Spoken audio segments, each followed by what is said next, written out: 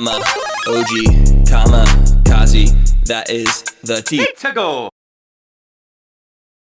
Welcome on back to the Super Mario 3D Land Versus. My name's Ryan. I'm gonna do a Ryan intro. And my name is AttackingTucans. Yeah, you're on my channel now, dude. Let's Please go, bring the bitch. energy. Yeah, baby! If you missed the last episode, it was up on Tyler's channel on Wednesday because the schedule of the series is every Wednesday on Tyler's channel, every Saturday on mine. So very true. Very true. Dude, legit, you're on my channel. You gotta bring that energy. That's what's up. We got energy, got a lot of energy, got a lot of bitches trying to drain us of that energy. Oh God, dude, I hate that that song's actually familiar, but I can't think of it. It's a little bit of Drizzy, you know. Okay, gotcha. I see you. Did you see? It's very interesting because you remind me a lot of myself when I was like 20. Because I used to also have like way more energy every time. People used to know me as the guy who would go, "Hey guys, AttackingTucans here." Yeah, literally, dude. It's so funny because reading a lot of comments on the first episode. I know we talked about that in the last video. I'm sorry, but a lot of people I did see some that kind of compared me to you when you were younger, which is so funny. Do you want to know why I stopped being so high energy? Why do you think that you stopped being high energy? Because it's less likely to get you laid, I've noticed. You know, bro, I'm gonna keep it so real with you. I be laying pipe every other day. It's not true at all. We're in quarantine. We encourage social distancing. I mean, like, not in general, but I just realized that, like, in general, people kind of like a more chill, like... A more chill vibe to you know? And so yeah, no, to clap the cheeks, right? Like, when I was young and stuff, the energy was, like, funny and stuff, but I was like, you know what? Gotta make sure to impress the ladies. I feel that. Except not the on ladies. your case, yeah. not quite for you. It's kind of like how, you know, like in high school, like, the asshole, like, cool guys always, like, win the chick. It's kind of the same situations. I was like, you know what? I can't be a fucking psycho for my whole entire life. If I ever want to, if I don't want to be single for my whole entire life. I don't know what it is about recording specifically, because obviously me and you have kicked it, and it's like, I can be chill when we talk, but there's something about hitting the record button. I just get this rush of energy. I just really love, I don't know, getting to commentate. I get hyped to hop into a video. It's interesting, though. I do as well. I definitely feel it. Like, I definitely was there in the past. But then, the reason I think the thing that causes you to go through that is, like, you go through, like, a heartbreak, and you're like, oh, what is it about me? And you, like, start to, like, overanalyze everything about yourself, and then it changes you as a person. We literally talked about him in the last episode with Mr. GameboyLuke. He told me something the last time that he visited Georgia, and it was something, he just looked at me and was like, I'm so excited to see what you're gonna be like in 5 years. I'm like, well, what the hell do you mean by that? He's like, you're not gonna be the hyperactive I can assure you that you will not. You will. You're eventually gonna go through something that just like...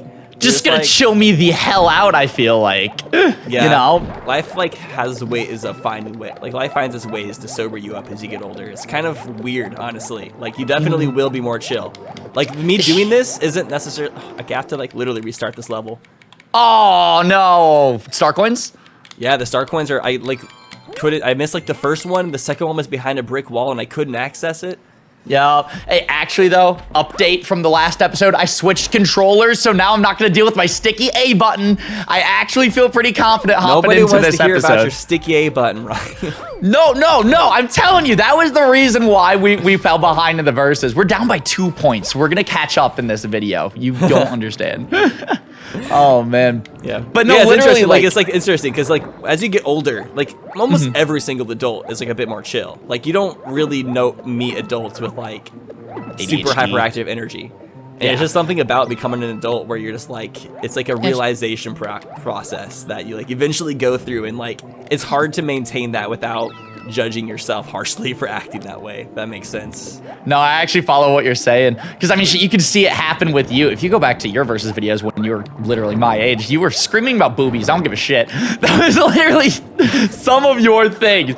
But, I don't know, it's going to be so interesting to see how me and my content evolves, I feel like, because of that. Because it's fun. Like, honestly, like, the fact of being a YouTuber and, like, showing your younger self, and then, like, it's almost like a second puberty you go through as an adult. Like, it's a second, like, eye-opening, like, experience of it's more so you just continue to realize the world for how it truly is, and you have to start adjusting yourself more.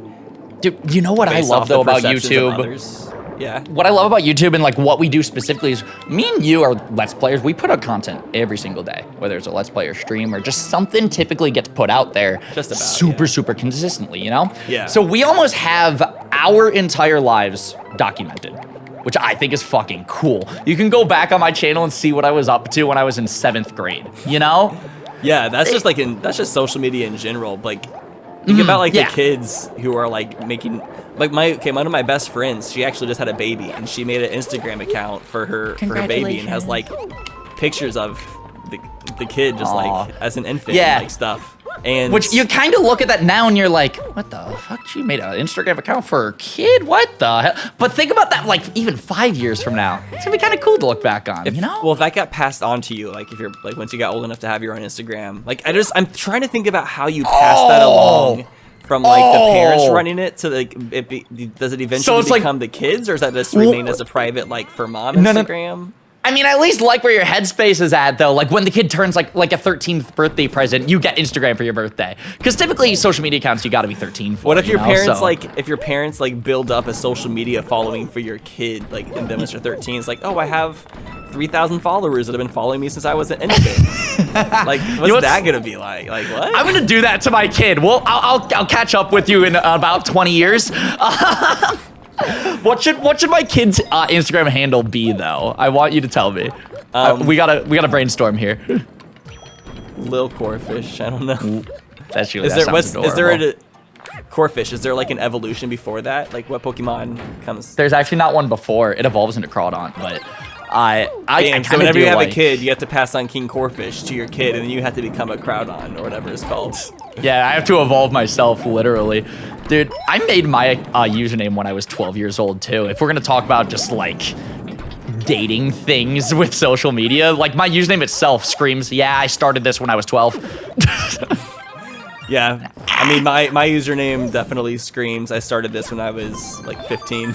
Yeah, you and my boy Frank have a freaking typo in your username. I thought you were about to say boyfriend for some reason, because boy Frank. Like, I mean, JK on BOYF. There was like literally no other like word combination that came up into my head until you said Frank. I'm like, okay, that makes sense. But oh no, like, I hit you with that boy fur, and it just. Did you see that? That was gold, bro. That was so funny. I was trying to long jump, and then he ground pounded instead. Low key, that's actually happened to me a few times in this project too, but I don't think it just happened like above a pit of just nothingness like that, actually. Right before the flagpole, like on top of everything else. That's so unfortunate, man. So anyways, everybody, please, watching this video, follow my child on Instagram at @LilCorphish. What I'm gonna need to do is have a kid before this episode goes up, so that way we can have something to plug, okay? So like what I was kind of saying, I guess, is like yeah, go on. Most people don't have to live with their like younger selves out there on the internet, if that makes sense. Like they're literally most people when they grow up, like they just grow into the new person. Nobody knows what they used to be apart from like their small circle of friends or whatever. Exactly. So the fact that we have like a YouTube audience that like kind of follows the growth, it's a very interesting thing.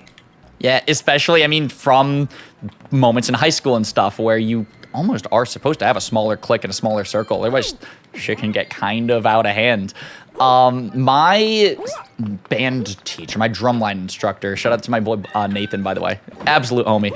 He told me one time of just social media is nuts because it's documenting forever, might I add, your awkward moments and cringy moments from when you were like 12. And that's going to be accessible when you're in your like 30s. It's funny because he said that in a practice, you know, with the whole group there. Because fun facts, I did drumline growing up. Never really talked about that in the series, but whatever. We'll talk about it eventually.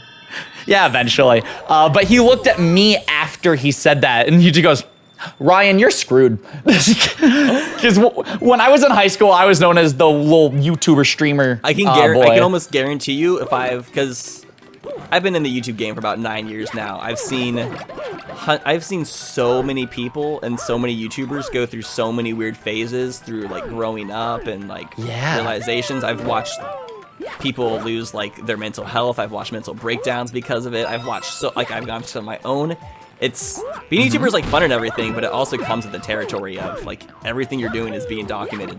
So, yeah, I mean, well, think about the pressure that it can apply to the mental health. Like, boom, right there, I don't think that the human brain is actually supposed to be judged by thousands of people in the comment section and on Twitter and a live stream chat every single day.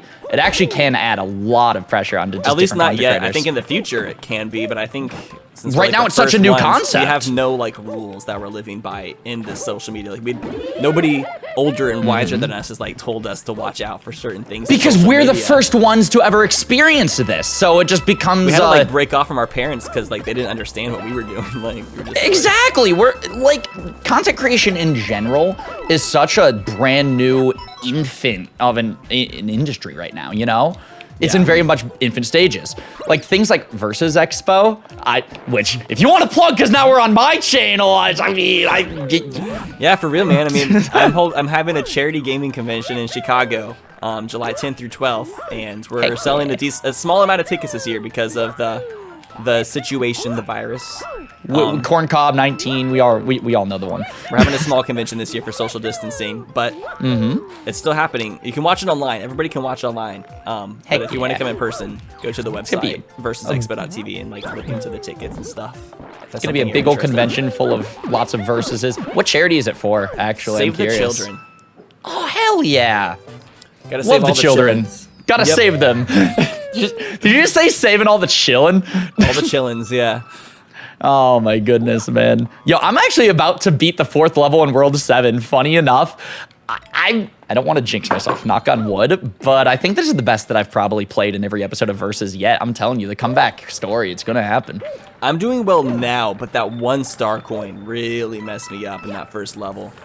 Really? It's a really weird thing when you're missing like the star coins, because you're like, do I try to like replay back and try to like go backwards and find one, or is it just smarter to level and just? Yeah, what I've been doing throughout this Versus is jumping off and restarting if I see that I miss a star coin. I don't know where they all are like well enough to like totally be able to like know what the best option is. Exactly. Or if you think about it, there's certain levels where it's just like, well, once you hit the checkpoint, it's like you kind of can't backtrack from there, you know? No! This part's hard. Yeah, I put it in the universe too. I said it, I was like, I think I'm playing well in this episode. Immediately jumped off, had a death. It just happened. Let's Player's Curse is a thing, bro. I'm convinced. 100%. I mean, if you take professional basketball players and have them also commentate their game, you think they're going to play as good? Exactly. There's so many different things to focus on when making these videos. I swear, like, when I practiced these levels, I promise I didn't actually make as many mistakes as I probably am in this Versus, but when you're having to focus on commentary, conversation, actually keeping the flow going, as well as like star coins and all of that, there's so much. Yeah, it's a thing, but it's fun. I like the challenge.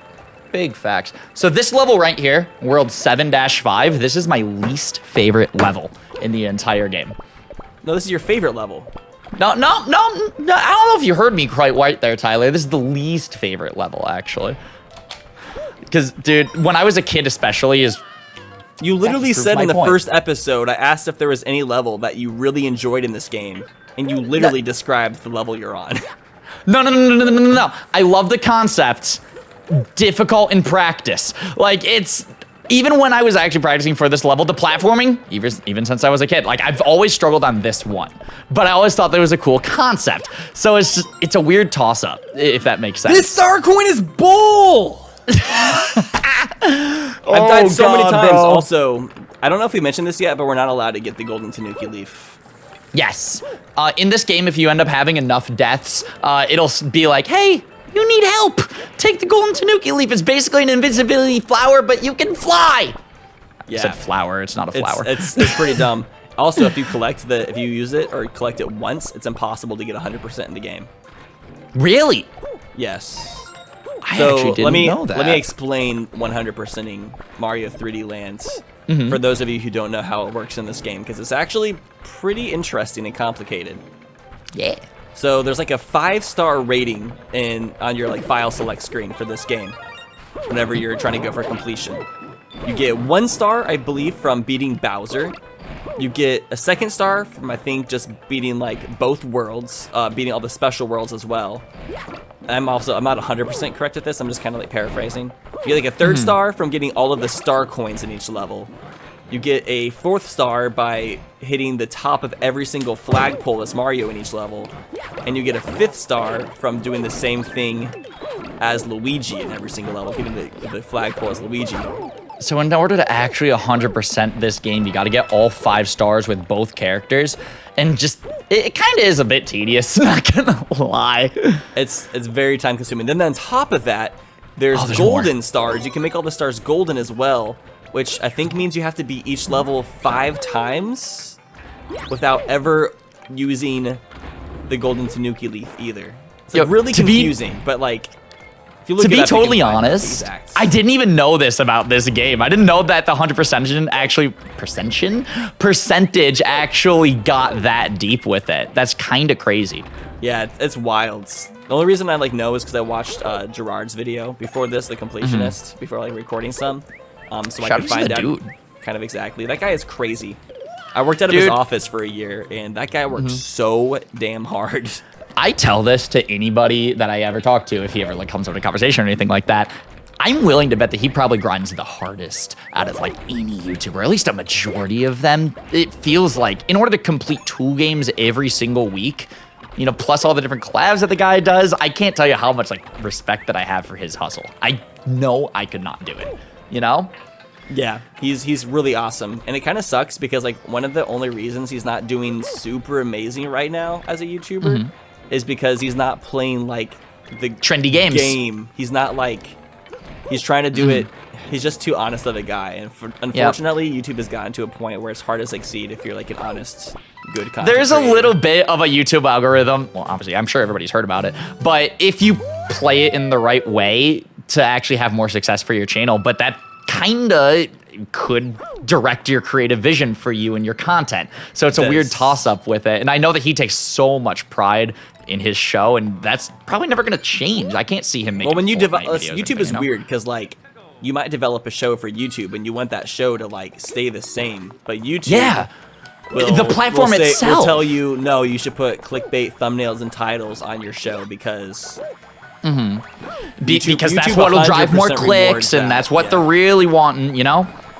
It's kind of sad that you, like, but at the same time, I mean, it makes sense. Business in general and capitalism always like it's the big difference, honestly, between business and art, or the product and art. Like his show, he has such a strong vision for it, but YouTube kind of shuts it down in a lot of ways.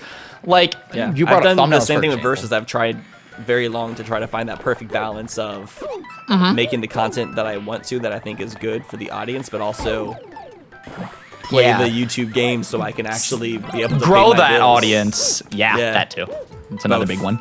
Yeah, keeping the lights on is kind of important, maybe. You can't make videos if your lights aren't on. Yeah, I don't know. You brought up thumbnails specifically, though. And what I love about his thumbnails is that they're not super clickbaity. There's not like a cutout, which I fall into that trope a lot. I like cutouts. I'm a very expressive person, so I feel like I can reflect that in my thumbnails.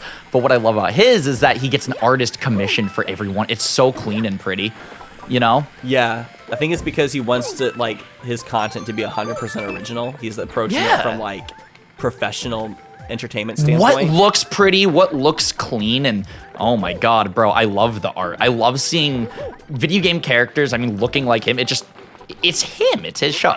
I really don't know how else to describe it, but it's just perfect. Also, I just beat the boss. Okay, World 7, babe. You actually got a point. Go back and make sure you got all your star coins, though. For sure, for sure. I gotta keep playing until you've proven, because I kind of made a mistake in the first episode. It happens. You could also die on the way to the flagpole somehow. I think you're stupid enough. You think that I could actually do it?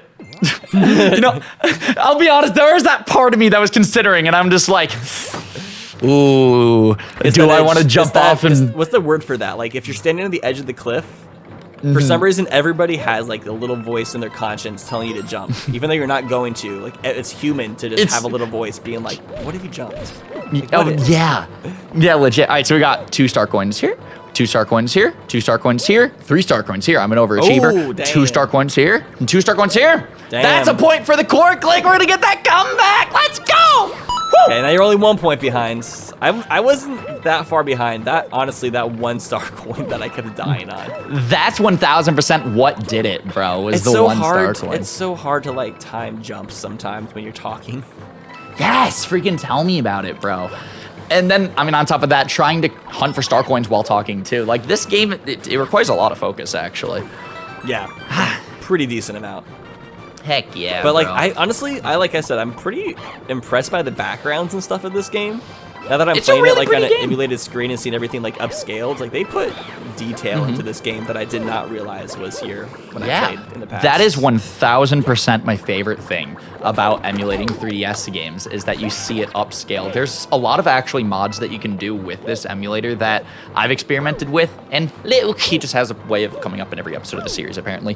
He loves to experiment with Citra in that way to make it HD models rather than just upscaled 3DS, because you can still kind of see some pixels, but they're not. Yeah, it's my future that Nintendo will start to like, because you know most video game companies support modding of their games. Like think of Grand Theft Auto, like that game like encourages modding pretty much. Minecraft encourages modding. Skyrim is another one actually. As soon as Nintendo lifts that veil of like giving a fuck so much about their properties, and allow these communities to grow the way they could if they stop putting all these limitations and like rules, like Nintendo could do so much better. A lot of these games could actually thrive and be so much bigger than what they originally were. And I don't know, we talked about this in a previous episode of the Versus, but ever so slightly, I do see Nintendo going in that direction with things like Mario Maker, and they're trying to encourage seeing what the community can create with what Nintendo's already established, you know? Yeah, they're definitely approaching it with their Nintendo, like, angle. Yes. Which I don't mind because I love seeing them embrace their community but spinning it in their own way, which you don't see out of other game developers, you know what I mean? They definitely, their approach makes you think about it. And even though Nintendo's kind of sucked, I'm not going to be too upset because their approach has made me think about just content, the relationship between content creators and game developers in the first place, and it's big facts. They've been like a very good variable to like show the differences between different game companies. 1000%. The indie game company, I think, does the best job of embracing the content creators and the community that backs their games up loyally, you know? I mean, that's really Nintendo. The difference is Nintendo has like the stronghold, so that indie companies have to make these changes, or else they're not gonna have any chance. They have to do the things differently. Yeah, exactly. I mean, shoot, if we wanted to even go deeper on that, that's why I love indie companies, because they seem so much more in tune with how to get people's attention rather than a AAA developer. That's why I always liked horror movies when I was younger, because like scary movies usually have smaller budgets, and so they literally, in order to get people to watch them, they have to just really come up with interesting concepts that will like. They gotta think outside the box and innovate, you know. They have to. Like you don't see innovation in like Hollywood flicks as much, but like the horror genre is kind of like the indie movie genre in that sense. Is you're seeing a lot more evolution. For sure. They got to create a bigger product out of the smaller workspace that they have in order to compete with the bigger guys. It's cool. You'll see concepts that bigger guys wouldn't be willing to try. I mean, you see that on YouTube too. That's why smaller content creators can sometimes end up becoming the next big thing, is because they're willing to take those chances that the bigger YouTubers who have like gotten into their cushion they've kind of established themselves, their niche, and they kind of know. It's like a why would you reinvent the wheel type of thing. If it ain't broke, don't fix it. Yeah, you know? But this is the internet, and you have to always be reinventing the wheel. You got to be always attempting innovation. You know, like this. I'm not Josh. So I've seen lots of Let's Players in the past who have like grown to be successful, and then once they reach that success, they make no other like leaps to try to do anything interesting because they're just like kind of riding that wave. Yeah, they found what works for them. So we're just kind of sitting here in World 8. What are we gonna do? I think we're gonna have to save World 8 for like a separate episode, because this world is like a world and a half. Yes. If not even longer, because like the levels are hard, and then once you beat the Bowser level, there's like 3 more levels after that are like secondary World 8 levels. It's interesting. And so they're also long and difficult, and it's going to be a longer episode, so definitely make sure that you look out for it on Tyler's channel on Wednesday, because this project, it's not going to an end. We're still going to be doing the special worlds, but we're about to do a final boss fight, bro. That's some exciting shit right there.